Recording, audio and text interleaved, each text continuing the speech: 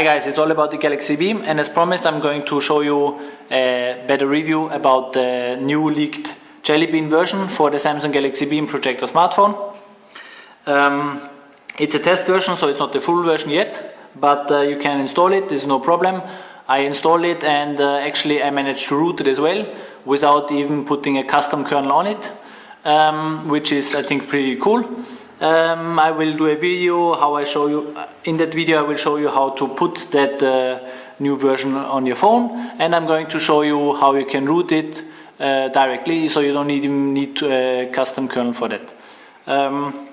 So let's enable it. About the performance, Jelly Bean is always known for having a smooth, non-laggy performance. It's the same with that phone here. It's really smooth, it's really fast, and so you don't need to worry about that.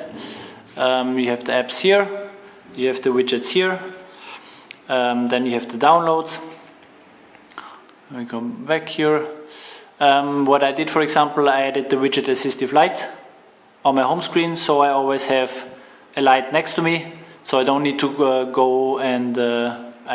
go to settings and always enable it from there, which was a little bit annoying. Now I just have one tap and it's there, it's done.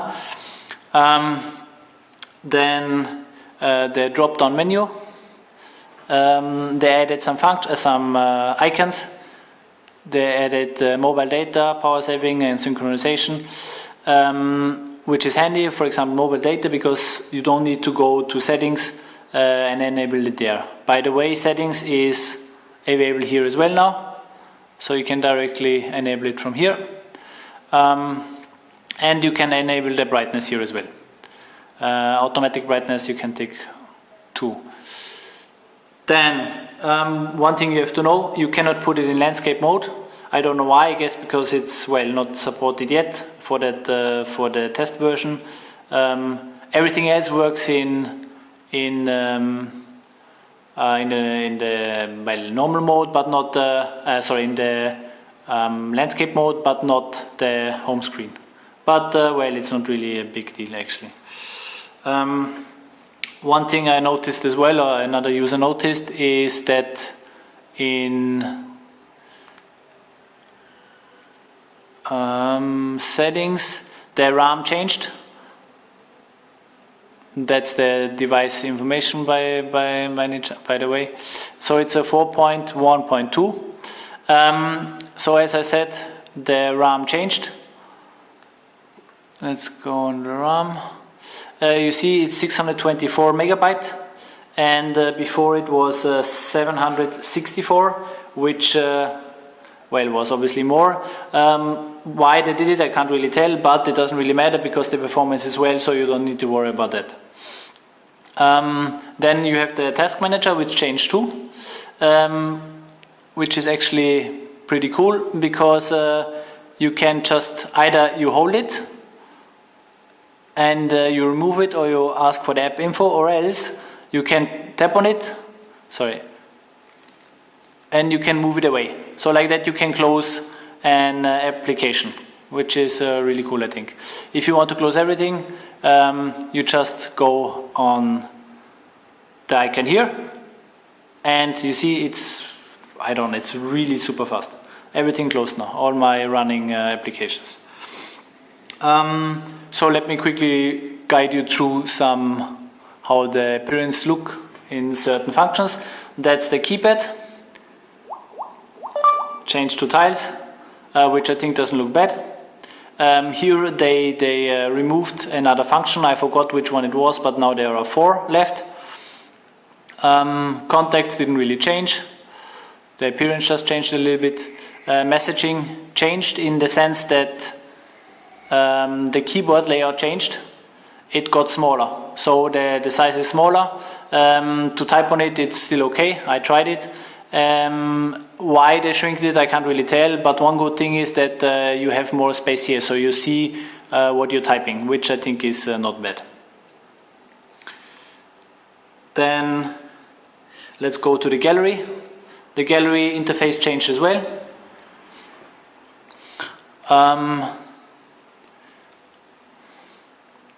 So you have it in tiles now with a little effect. Let's say you click on one picture, now you have the option to choose other pictures, which is pretty cool. You don't need to scroll to the next picture, you can directly choose it from here. So that's pretty handy too. Then my files changed as well. Now you have it listed like this. You don't have everything in one go, so when you go on all files, you have the external SD card and the SD card separate. Now about the projector, the heart of the beam, which is here. About the quality, because people are asking me, obviously it's important. The quality, in my opinion, the projection quality, I didn't really see a big difference. I mean, I could see it if I have another phone and put it next to each other and I can compare it, but I didn't really see a difference. I mean, for me, I think for 15 lumen it's really good and I never really had a problem with it. It might be a little bit brighter, but I could be mistaken here. Now, the one thing I realized, the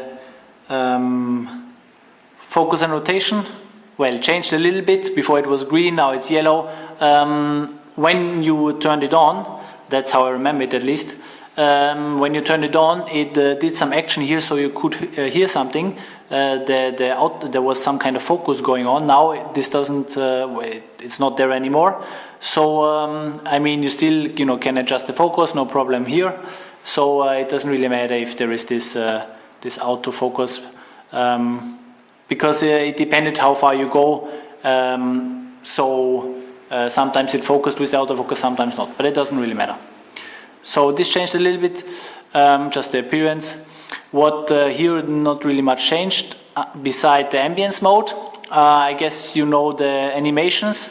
They had several more, but now they have two. But what changed is actually that when you tapped on the animation and you played it, for example, now you can enable a duration. I think in the other version in Gingerbread it was not like that.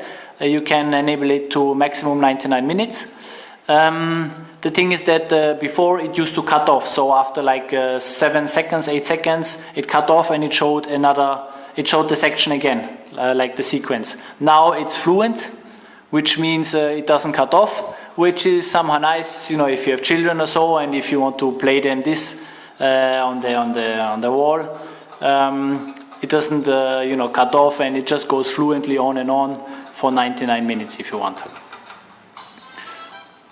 Same with the other animation. So there are two. I guess they will add more when the full version comes out. What else?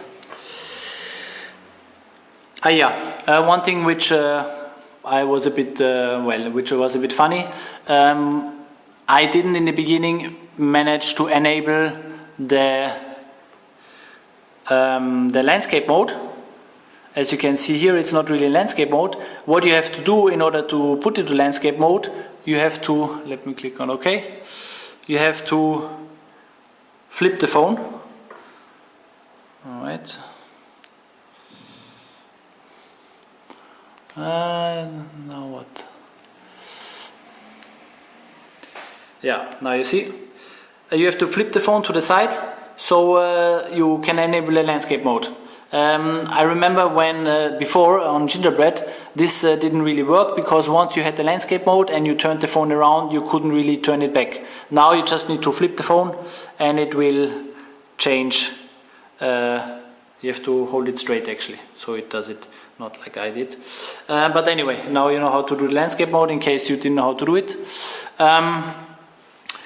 That was about the projector. One thing I have to because people ask me about that as well, which is important, the battery life. So I checked actually, I did it back then when I had the Gingerbread. I checked how long the battery lasts.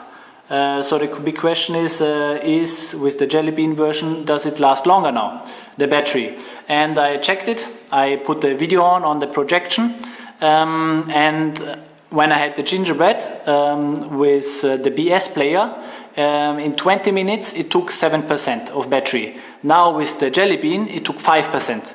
So it's much better, and I came to the conclusion when I took several factors, when I considered several factors, that you should have, because normally you have a battery life of, and I'm talking about projecting now, using the projector, you have a battery life of, you can use the projection for 3 to 3.5 hours.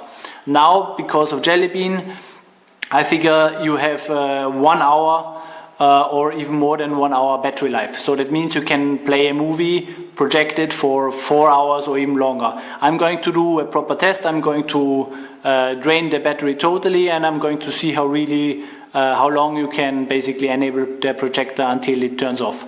As you know, it turns off at 10%, but that's a normal setting. So I'm going to make a pop-up and I'm going to tell you exactly how long you can use the projector on for how many minutes.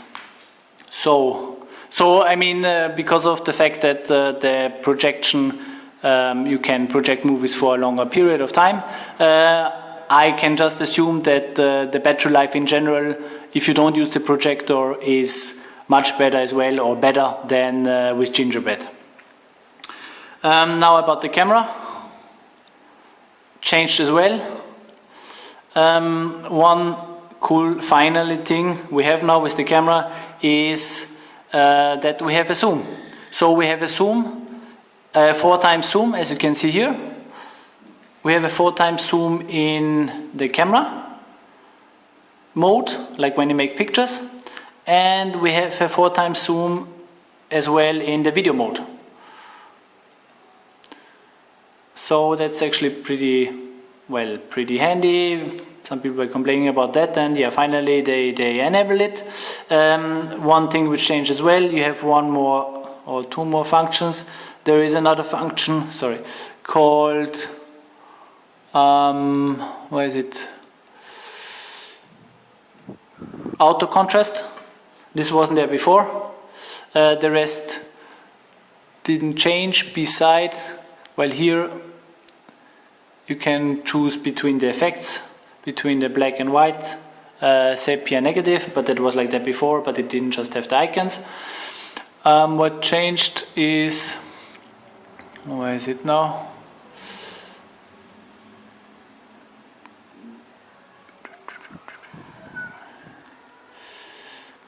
Yeah, there is, the shooting mode, that changed. They removed the action shot, and instead they put the body photo share.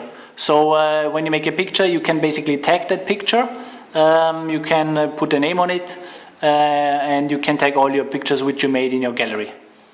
So, and as well, they added another function in video mode, and that is when you make a video. Well, yeah, I don't know why it doesn't work, but anyway, there's some, I think I have a full storage, that's why. But I can tell you still, when you make a video, you can stop the video. That means you have the function, you have the possibility to stop the video, or like to pause it, to pause the video and to continue with it. You don't need to click on stop, okay? Yeah, about that error message, don't worry. I had it before because I didn't really have enough storage, so it's not, has nothing to do with Jelly Bean. What else I have here? Yeah, one problem is with the camera, they still didn't add auto macro focus. So when you, for example, you have an object, and when you go very close to it, then it loses focus. So this, they didn't fix that. Hopefully Samsung fix it. They will fix it, and then the camera, basically the video mode is nearly, well, it has nearly everything what we need. So anything else which I forgot? Well, if there is anything you want to know, just ask me. Just ask in the comment box, and I will check it out for you. And so the conclusion: the system is faster, battery life is better. You have a zoom in the camera now. It's a rooted version. So as I said, I'm going to do a video and show you how to put the version on and how to root it. So Like that, it becomes much more efficient, much more useful. And one thing which is important to know, I didn't manage to get the USB host mode. That means I did not manage to put a USB device, a mouse, keyboard or something like that connected to the phone. I'm sure Samsung is working on that and they are going to release it with the full version, or else there is somebody on the internet which play around with it, or maybe I find the solution, and we can finally plug in devices to the beam. Okay. One more thing which I wanted to show you is a function how to enable the camera in a more speedy way, in a faster way. So all you need to do is you just lock it, unlock it, then you hold it and you turn it, and the camera comes on and you're ready to start. Okay, that was that. One last thing which I think I didn't show you was the internet performance. So let's open the internet and let's go on my channel. It's fast, so there's not really a problem there. As you might know, you can zoom like that too. Or as you zoom, with your hand. And as you can see, there is no problem here, no lag. And, it's the performance is pretty good. Let's go on my channel.